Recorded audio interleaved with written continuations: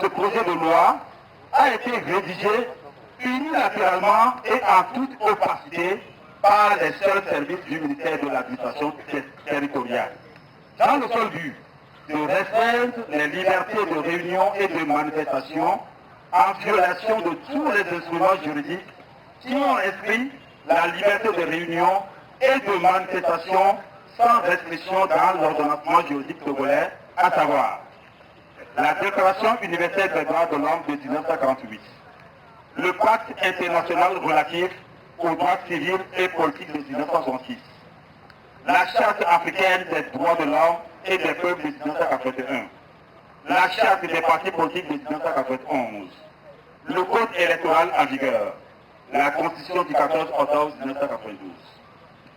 Ce projet de loi traduit l'obsession du gouvernement de restreindre les libertés et droits des citoyens et d'empêcher le libre exercice des activités des partis politiques et des organisations de la société civile. Il est manifestement liberticide et inacceptable pour une raison fondamentale.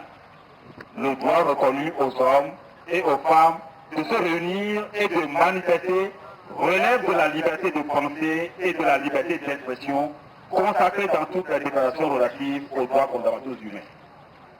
La volonté de légiférer dans ce domaine ne peut avoir pour seul et unique objectif que la consolidation ou l'extension de cette liberté.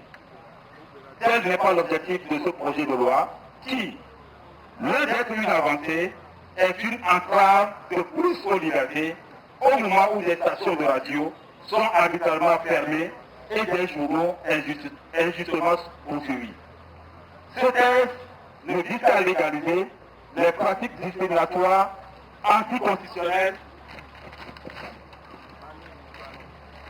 et d'exclusion instaurées au Togo par le régime RPT et qui permettent d'interdire des réunions, même dans les domiciles privés, et de faire réprimer systématiquement toute manifestation pacifique organisée par les partis d'opposition et les organisations de la société civile, tant à Lomé qu'à l'intérieur du pays.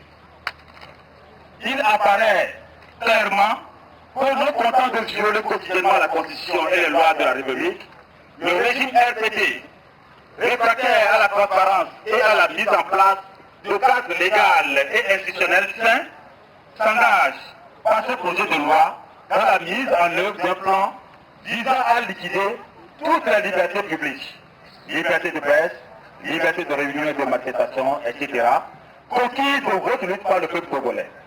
En conséquence, les populations togolaises et le PAC 1. Exigent du gouvernement l'abandon immédiat et inconditionnel du projet de loi relatif aux conditions d'exercice de la liberté de réunion et de manifestation sur la voie publique. 2.